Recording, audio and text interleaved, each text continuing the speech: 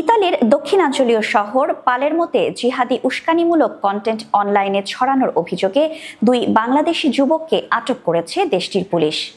আদালতের নির্দেশে তাদের গৃহবন্দী রাখা হয়েছে এবং শরীরে পরানো হয়েছে ইলেকট্রনিক্স জিপিএস ট্র্যাকার।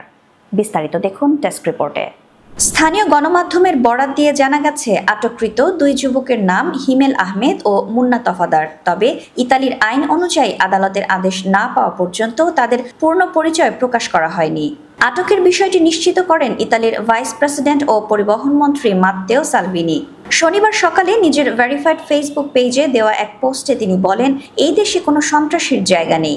যত দ্রুত সম্ভব আদালতের আদেশ অনুযায়ী তাদের নিজ দেশে ফেরত পাঠানো হবে। তদন্তের নেতৃত্ব দেওয়া পালেরমো প্রসিকিউটর অফিসের প্রধান মাউরিজিও দি লুসিয়ার তত্ত্বাবধানে পুলিশ অভিযান চালিয়ে তাদের আটক করে।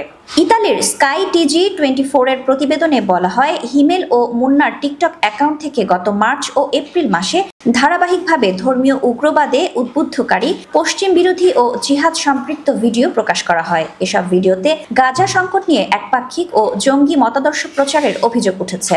পুলিশ জানায়, অভিযুক্তদের সোশ্যাল মিডিয়া প্রোফাইলে ওসামা বিন লাদেনের ছবি ও প্রচারণামূলক উপাদান পাওয়া গেছে।